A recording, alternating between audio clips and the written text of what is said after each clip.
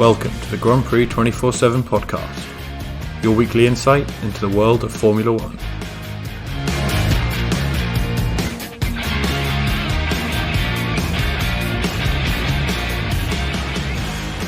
Hello and welcome to the Grand Prix 24/7 podcast. I'm your host Will, and as always I'm joined by Grand Prix 24/7 Editor-in-Chief Paul Velasco to discuss an interesting Portuguese Grand Prix at Algarve International Circuit in Portimao. Paul, a great win for Lewis Hamilton. Yeah, it was a good weekend and Lewis was supreme again. Fantastic. Mercedes definitely found something between the 2 weeks at Imola. They were 3/10 quicker in quali. So they definitely did their homework. And Hamilton, of course, was superb in a strange race. They pretty much got off the same way, as they were on the grid. I think Sergio fell back a little bit and was never really back in the hunt for the podium. And then once Max got past Bottas, it was I think it just stayed as a stalemate because Max just had no answer for Lewis. Yeah, so obviously Hamilton did fall behind Max at that safety car restart. He said that he was looking at Verstappen rather than at Bottas, and Verstappen managed to get the jump on him. But kind of once he kind of settled in, he looked to be the quicker of the three drivers, and I think that's with Mercedes probably having an advantage on race day, especially on the hard tyres as we saw in the second half. But two nice moves from Hamilton. Nice is doing it, but not very much justice. It was superb moves. I mean, the guy was just... Look, on Bottas, some could say that he might have got a bit of a free pass. I mean, did Bottas defend like he defended against Russell a couple of weeks earlier? So yeah, but I actually think Bottas's defending wasn't just poor there; it was poor against Verstappen as well. Indeed. I definitely think that the message is very much coming from up on high that Bottas, under no circumstances, should be crashing into Lewis Hamilton. But I just don't think that he defended that move well. I don't think that he defended Verstappen's overtake well either. So yeah, it was Bottas. His pace was good, but the pace of Verstappen and Hamilton is just a level up, especially in the race. And I don't know, I think it was inevitable that Hamilton would get past him. Perhaps not inevitable that Max would get past him, given that Red Bull looked to have a bit of a deficit on the straight. But he made an error and then he let Max capitalise. So yeah, some disappointing moments from Bottas. Look, all in all, Bottas just doesn't have it against those two guys. And he was perplexed at the end of it all. The minute he got out of the car, he just didn't know. He didn't know where he lost it. But Lewis was unstoppable on the day, and Max was the next unstoppable thing. But there's no ways Max was going to catch Lewis. Yeah, and I think that this is what we're going to see throughout the year. It's partly going to be about between Hamilton and Verstappen who makes the fewer mistakes. You could say that this week it was perhaps Verstappen, although I don't think he had quite had the pace in that car to win anyway. But then it's just going to be which car suits which circuit better. I think that this was clearly a circuit that suited Mercedes better, but there are going to be tracks that we go to later in the season that will suit Red Bull better. So I think this is still wide open. It's very close, and this is 3 races now where it's been Hamilton, Verstappen, 1-2 in whatever order. So, yeah, I think this is just the latest instalment of a championship that's going to go back and forth. Yeah, for sure. I mean, this one's not over by a long margin, but it's not going to be a Red Bull walkover like they were predicting before Portugal. I think Mercedes have a very good piece of kit, and Lewis just gets stronger and better. And now it's Max chasing him and not Bottas. So he's leaving Bottas in his dust as Lewis can just raise his game, notch by notch by notch. And I think... Bottas has done that up until probably last season, and now Max is there, and Lewis has just gone up another level. But I think there will be anomalies. I think some tracks will suit some cars and the other. But end of the day, I think Mercedes head to Barcelona I would say the upper hand. Yeah, Red Bull will definitely need to find some answers. Talking of Red Bull, we should mention Sergio Perez. He did lose a bit of ground on the first lap and then at the safety car restart, and I think that kind of took him out of contention of being a kind of player in that front battle. But he definitely showed some good race pace, and Christian Horner seemed quite positive about the speed that Perez had. He obviously went incredibly long on the tyres, and I think maybe they could have done something a little bit different with the strategy that could have seen him finish in the top 3. What did you make of Perez? Yeah, I think Perez ticked the boxes again. I wouldn't say all of them, but he definitely ticked the boxes. I always compare this. He's up against Max Verstappen. It's almost like Bottas versus Hamilton. In fact, it's the same kind of vibe in terms of level. But you got to say this. What would Albon have done in that position? I don't think Albon could have run those tires that long. What was interesting, though, is apart from last week where he outqualified Max, I think Max made a mistake.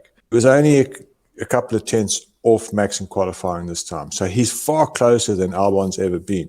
So ultimately, when you compare Sergio this season, you've got to compare to what his predecessor did, because you are measuring him against Max Verstappen. No, absolutely. And it's still his third race. And if you look at some of the other new drivers, Daniel Ricciardo is still struggling. Vettel is struggling. Alonso had a decent race, but, he's been out-qualified 2 weeks in a row by Ocon. So I think Perez is doing a pretty decent job given the kind of short turnaround that he's had kind of learning that Red Bull car, especially given the regulation changes from last season. We'll move on down to the midfield, and Lando Norris was once again best of the rest. This kid is looking mighty impressive at the moment. That's 3 top 5 finishes. He's just, it looks like he's going to run away with that best of the rest position if he keeps going like this. Yeah, I'm surprised he wasn't given driver of the day. Okay, I get it. Sergio did the whole tyre whisperer thing that went on forever. At the end of the day, I think Red Bull actually erred, because they should have actually brought him in and he was leading by 5 or 6 seconds. That would have made more sense. And then have a real go at tyre whispering the red tyres until the end. But we're not talking about Sergio. We're talking about Lando. And I think Lando, incredible overtakes. For me, he was the driver of the day. And really putting that McLaren perhaps where it shouldn't have been. I think the level was Daniel, and Daniel had a really good comeback. But yeah, I think Lando just keeps on, his shares just keep on soaring, No, absolutely. And he's just kind of been showing us on odd occasions in the last 2 seasons what he's got his potential is. And now it's coming every week. So that should be super exciting for McLaren. Looking in kind of pole position for third in the Constructors' Championship, only a couple of years after they were kind of one of the slowest cars on the grid. I thought about it a lot. And again, 100% kudos to Zach Brown. First of all, he's making all the right sound bites about the future of Formula One. I love what he says about this closed ballot and stuff like that. But at the same time, he's keeping the focus on the team, and the team's absolutely really delivering. So again, I think he did give him a bit of a hard time when the team wasn't going so well. But he's got to get 110% audits for turning this thing around, identifying Lando Norris as a talent. And, of course, bringing Daniel in. I think we're going to still see the best of Daniel. I'm really, really excited for the team. No, it's definitely been a positive start to the season. Ferrari, on the other hand, perhaps a little bit of a crash down to earth after a really good result in Imola. Carlos Sainz qualified well, but ended up outside of the points. And Charles Leclerc came 6th. But he clearly wasn't happy with his race weekend overall, qualifying 8th.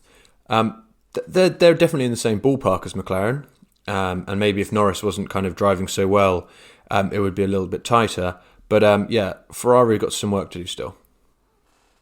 Yeah, I was very disappointed with them. And, I've really got to tread carefully when I speak about Ferrari because of all the people that love Ferrari. But the reality is I feel for them because, and when I do, I normally go to the Italian media, and there's this guy, Leo Turini, who's just like Ferrari guru, the go-to guy for inside Ferrari information. And he basically said, yeah, it's just a disappointment. It's you know what's interesting? Did better last year in Portimao with that car, that SF1000 or whatever it was called, that car that was a brick. They did better last year in Portugal than they did this year. That's how bad they are. So I'm actually going to get off the hype wagon and believing that the first 2 races, I think they were a decoy. But at the same time, I hope it's an anomaly of Portimao and that we have them in the mix because we really need the Ferrari up at the front. But honestly, I get disillusioned when I look at that team and I see that there's just no way out. And unfortunately, and we posted something on the site today, Italy, it's despondence too. It's total despondence. This team is just not finding a way out of this quagmire. As always, with the small sample size of the opening 3 races, it is difficult to make concrete conclusions. But I think at this stage, it looks like McLaren have kind of stolen a march on them in that battle for third. Alpine, though, look to be going in the right direction. Again, we've got to kind of restate that Portimao, we don't know how representative this race was, because I think the order was a little bit jumbled up in comparison to the last few weeks. But Esteban Ocon, I think, is quietly been quite impressive so far this season. He outqualified Alonso again, beat him in the race again. And Alonso, despite losing to Ocon in the race, he made a really nice comeback drive after being knocked out in Q2. And his pace on the hard tyre especially was excellent. Yeah, we saw something of the old Alonso, feisty, but he's always that way. He's never going to be, probably the older he gets, the more he becomes, the more hard-assed and tightly wound and ready for a fight, because he's got so much to prove. The Esteban Ocon sudden, increase in form, well, it's relative to Alonso, of course. You know what I mean? It's not relative to Daniel Ricciardo anymore, where he was very ordinary. So I'm not going to go too much in awe of him, but at the same time, he hasn't been bad. He hasn't been terrible. Although Lando Norris made him look ordinary with an unbelievable move. So I don't want to slag Esteban, but he's still got to do a lot more to prove, that it is the real deal. Alpine themselves, I think they're kind of busking it a bit, because honestly, reading between the lines, Alonso made a statement which actually sort of red flagged, and it was like, we don't know where this pace came from. We were surprised by it ourselves. So, that to me is always like, it's a bit alarming. So hopefully it's not an anomaly, because we want Alpine at the top, at the front, doing well. And Fernando, let's see. The jury's out. He's looking good, but he is 40. I'm sure he'll be looking forward to his home race in Spain this coming weekend. So I do hope that Alpine have generally taken a little bit of a step forward, because it would be great to see Alonso do well there. I think the next kind of story we can talk about a little bit is Kimi Raikkonen. He was kind of the cause of this safety car at the start, with a bit of strange driving, where I think he was looking down at his dash and then kind of just drove into the back of his teammate Antonio Giovinazzi on a straight. That wasn't a great showing from Kimi, was it? Well, Kimi's, he's also, how old is he? 40-something or nearly 40 or whatever. He's just way past it, mate. The disappointing thing is, and I know I get a lot of flack with this, because everyone loves Kimi, and I love Kimi. Kimi is a superb character, and he has been for a long time. But he's not the Kimi of McLaren or the Kimi of Ferrari days. This is not the same Kimi. This is a guy that's just overstayed his welcome, and it's really sad to see. I always hate seeing big superstars, playing in the lower leagues. It's just, he's just not, Kimi for me was always a guy in the top 2 or 3, and he's slithered down over the last decade. It's just, I can't warm to him, because I feel it's very selfish to take that seat at Alfa Romeo at the expense of a lot of very, very good young guys who should be in Formula One today. At the same time, making Antonio Giovinazzi look reasonable, which he isn't. Not even reasonable, So you got Giovinazzi, who can hardly beat Kimi, and Kimi, who shouldn't be in Formula One. So you got 2 drivers that just have no place in the sport and are taking the seats of 2 potentially great drivers. Including Mick, Mick Schumacher should be in Alfa Romeo, not on that Haas setup. Well, talking of Mick Schumacher, I thought this was definitely his best race so far in Formula One. Just a minute ahead of his teammate Nikita Mazepin. Beat him in qualifying once again, 3rd time in a row. And actually kind of was getting up there with the Williams. He finished ahead of Nicholas Latifi after those two had a nice long battle, although it was slightly disrupted because of the blue flags, which was a shame. And he actually said after the race that he felt that he could have maybe got up to the back of Russell, had he not been stuck behind Latifi for so long. He was kind of bemoaning how difficult it was to overtake. But really impressive stuff from Mick, I thought. I think Mick's just going to get stronger and stronger and stronger. If past history is anything to go by, he gets stronger as season progresses. He's hit the ball running. Mazepin is just absolutely, totally out of his depth. He nearly took Perez out. He got a 5-second penalty for that or something. The kid's just totally out of his depth. Maybe he ticked some of the boxes in Formula 2 to be up there and maybe have a crack at Formula 1. He did top a test in a Mercedes a couple of years ago. And he's got a big program behind him, but he's been abysmal, absolutely, and dangerous. I think that Sergio Perez was very lucky that he didn't get taken out. But at the same time, we've got Schumacher shining in what is a shitbox of a car. So, yeah, I think a very, very positive for me. And he's just the most likable guy on the grid, and I just want him to do well. He's not going to get too many opportunities. I don't think that this was a track that particularly suited Williams. So George Russell did an excellent job putting that car P11 on the grid, but it definitely wasn't a track that suited Williams. And to finish ahead of Latifi, that's a really good effort. And all of this is kind of important experience for him, kind of learning how to manage a less than ideal car, and how to kind of just extract everything out of it, even if it's not kind of necessarily fighting for the points. So yeah, impressive stuff from him, and that was definitely good to see. Before we go, Paul, I think we should probably just touch on Aston Martin. Again, a bit of a kind of irrelevant weekend. Seb managed to get into Q3, but he went backwards. Stroll went forwards a couple of positions, but they still finished 13th and 14th. I don't know when things are going to start getting better, but it's looking pretty bleak for them at the moment. Well, things will get better when they have a decent car. I mean, I did the maths in one of the posts about Aston Martin declaring they were disappointed, and they lost about 0.8 of a second. They were half a second off pole last year. They were 1.3 seconds off pole this year. So something's gone awry with that car. They've messed up the maths. It's just not a car. I mean, the thing about Lance Stroll, I've always said, you give him a good car, he's going to do well. Give him a bad car, he's going to do bad. That's how it is.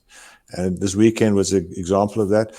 Vettel somehow bought himself some time with a reasonable showing, but again, insignificant showing by them. He did start 10th and they ended up 13th and 14th. They had a bit of a swap because I think Lance let Seb through early on, and it was sportingly, it was announced gleefully in the press release, he gave 13th back, so they swapped back positions. But really, that was totally off the radar.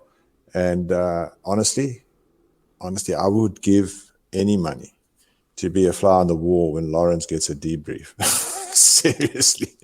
I think that would be incredible listening material.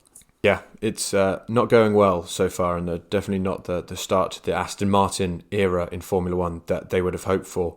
We won't have to wait long until our next race. It's at Circuit de Barcelona, Catalunya next Sunday. So we'll be back next Monday to review that. And follow all the news and opinion on GrandPrix247.com. Thanks very much for listening. I'll speak to you soon. Bye-bye.